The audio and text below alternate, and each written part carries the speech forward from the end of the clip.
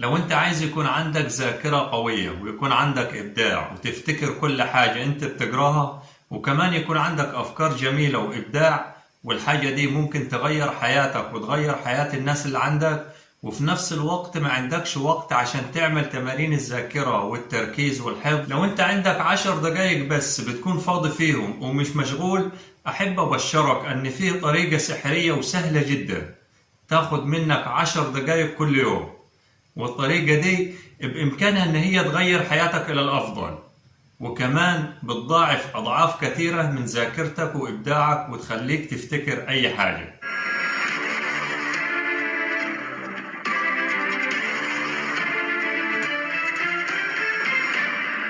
السلام عليكم، أنا عمر الجو، وأنت بتشوف برنامج مدرسة الكاريزما اللي متخصص في تطوير الذات. وعشان تقوي ذاكرتك يا صديقي المشاهد، احنا محتاجين نشتغل على مفتاح مميز جدا، ومعظم الناس اللي بتحاول تقوي الذاكرة بتاعتهم بيتجاهلوه تماما لتمرين الذاكرة وتمرين الحفظ. مش هتلاقي حد بيتكلم عن المفتاح والسر الخطير ده اللي طبقه ناس كتير من المبدعين حول العالم. وطبعا من أمثال ده توماس إديسون، مخترع المصباح الضوئي اللي كلنا سمعنا عنه كتير. النهاردة هعرفك بالتفصيل إزاي الشخص ده قدر أن هو يقوي ذاكرته ويقوي إبداعه في نفس الوقت. والمفتاح اللي هنشتغل عليه في تمارين النهاردة هو مفتاح الخيال. ركز معايا شوية في الفكرة دي. مفتاح الخيال وتدريب الخيال هو مفتاحك لتقوية الذاكرة. وعشان كده توني بوازني اللي ارتبط اسمه بفكرة الخرائط الذهنية واللي أبدع في المجال ده بيقول: عندما تدرب الخيال فأنت بشكل تلقائي تدرب الذاكرة.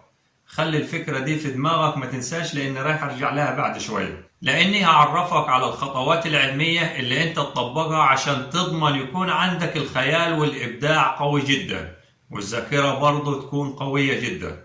طبعا كلنا متفقين أن أنت ما عندكش وقت تقضيه على تمارين الذاكرة، لأن أكبر وقت من يومك رايح على النوم. يعني يا صديقي المشاهد، لو أنت في يومك الطبيعي بتنام من 6 إلى 8 ساعات يوميا، فدول ممكن تستثمرهم في تقوية الذاكرة. أنا عارف أنك مستغرب من كلامي، ما تستعجلش، لأن أنت بإمكانك تعمل بعض الحاجات اللي تحول نومك إلى عملية مستمرة لتقوية الذاكرة والإبداع عندك. وده طبعا اللي رايح أشتغل عليه واللي هنتعلمه يا صديقي المشاهد. نركز على 10 دقايق قبل النوم و10 دقايق بعد ما تصحى من النوم. مهم جدا أنك تتابع معي الخطوات دي عشان تفهم إزاي تطبقها، لأن دول ممكن يغيروا حياتك كليا ويحولوك إلى شخص صاحب ذاكرة قوية وخارقة بكل بساطة. كل إحنا ما هنشتغل على تقوية الخيال، أكيد هتقوى عندنا الذاكرة بشكل كبير. وهنا هنستعين بتوماس إديسون وناخد منه الطريقة السرية اللي كان بيطبقها قبل ما ينام. طبعا يا صديقي المشاهد، قبل ما تروح على سريرك أو قبل ما تنام، ال10 دقايق دول محتاج أنك أنت تقفل عينيك وتتخيل الحاجات المهمة اللي موجودة في حياتك، المشاريع اللي انت شغال عليها، أو لو انت طالب في المدرسة ايه المواد اللي انت قاعد بتحاول تدرسها وتحفظها. ولو انت حتى في حياتك العادية قاعد بتقرأ كتب، ايه هي الأفكار والمواضيع اللي انت قريتها. تبدأ تسرح شوية كده بخيالك وتبدأ تفكر في الحاجات دي. فكر في الحاجات اللي عدت عليك النهاردة، فكر في الحاجات اللي انت قريتها النهاردة. طبعا كل ده هيعدي عليك زي شريط سريع كده قدام عينيك. لو اليوم عدى عليك 12 ساعة، انت مش محتاج طبعا 12 ساعة عشان ترجع تتخيل النقاط والحاجات اللي مرت عليك بالتفصيل خلال اليوم، ولكن انت محتاج من خلال دقائق بسيطة ترجع تتذكر وتستحضر الحاجات الرئيسية اللي مرت عليك خلال اليوم. والتمرين ده يا صديقي المشاهد مع انه بسيط، ولكن يا صديقي ليه أهمية كبيرة في انه بيجهز عقلك اللاواعي لحد ما انت بتدخل في مرحلة النوم. وهنا طبعا بتكون مرحلة النوم مرحلة استراتيجية، لانك جهزت الافكار وكأنك قاعد بتغذي عقلك بالافكار، كأنك كده بتزرع بذور حاجة معينة، لان انت كده بتدي عقلك اللاواعي الاتجاه اللي لازم يمشي فيه اثناء النوم. مجرد ما انت دخلت في مرحلة النوم العميق، بيبتدي عقلك اللاواعي ان هو يشتغل على البذور اللي انت زرعتها في عقلك. والكلام ده اللي كان بيطبقه توماس إديسون كل يوم قبل ما ينام. وبالمناسبة توماس إديسون كان واعي جدا للاستراتيجية دي اللي كان بيطبقها كل ليلة. يعني ما كانتش بالصدفة ولا بالشكل العشوائي، لدرجة أنه هو يذكر عنه أنه قال: لا تذهب إلى النوم إطلاقا قبل أن ترسل النية الواعية إلى عقلك اللاواعي. فده طبعا بيدل أنه هو شخص كان فاهم بيعمل إيه قبل ما ينام، كان فاهم أن اللي راح يعمله بالعشر دقائق اللي هم قبل النوم راح ينعكس بشكل كبير على أداء عقله طول فترة النوم، لأنه بيكون عقلك شغال، بتقوي ذاكرتك وانت نايم. طبعا مفيش أجمل من كده. طبعا يا صديقي المشاهد أكيد مكملين إلى الخطوة الثانية، وهي العشر دقائق بعد النوم. ولكن الحاجة دي لو عجباك ومتحمس أنك أنت تطبقها وتطور من حياتك، بطلب منك طلب صغير، أنك تعمل لايك واشتراك وتفعل زر الجرس عشان يوصلك كل الفيديوهات الجديدة من مدرسة الكاريزما اللي هتطور حياتك إلى الأفضل. ودلوقتي يا صديقي المشاهد هعرفك على الخطوة الثانية المهمة.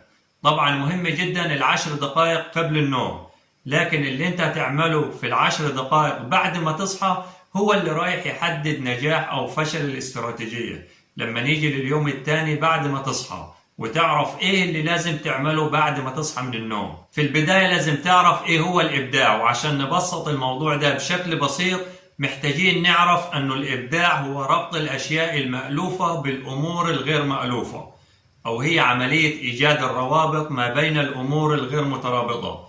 تلاقي دايما الشخص المبدع عنده قدرة غريبة وعجيبة على ربط الحاجات مع بعض، يطلع بالروابط العجيبة في الأمور دي، أو يطلع بحلول غريبة للمشاكل.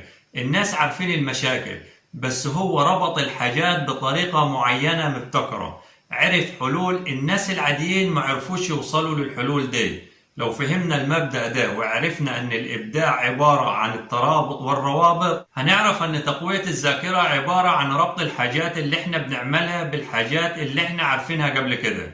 فلو قدرت تفهم المفتاح ده وقدرت أنك تطبقه في حياتك، هيكون في حاجة جديدة احنا بنتعلمها مباشرة، بتدخل العقل وبيتقفل عليها بمفتاح الذاكرة القوية، لأنه تربط بحاجات وأمور احنا بنعرفها. فالعقل بياخد الجديد ويشربه، وطبعا هنا العقل بينتقل من الذاكرة المؤقتة أو الذاكرة المتوسطة إلى ذاكرة طويلة المدى، بحيث الحاجات اللي بتروح على ذاكرة طويلة المدى لا يمكن أن أنت تنساها بسهولة، لأنها خلاص انحفرت في ذاكرتك بشكل عميق جدا.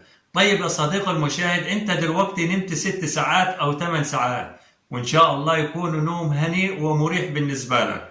عقلك شغال بشكل لا واعي على الإبداع وعلى خلق الروابط بين الأمور المختلفة اللي أنت فكرت فيها قبل ما تروح على النوم. أول حاجة تعملها لما تصحى، والأبحاث أثبتت الكلام ده، أن أول ما بنصحى بيكون عقلنا متأهب للإبداع. يعني مراكز الإبداع في العقل، مراكز الأفكار الجديدة، بتكون أقوى ما يمكن بعد الاستيقاظ مباشرة.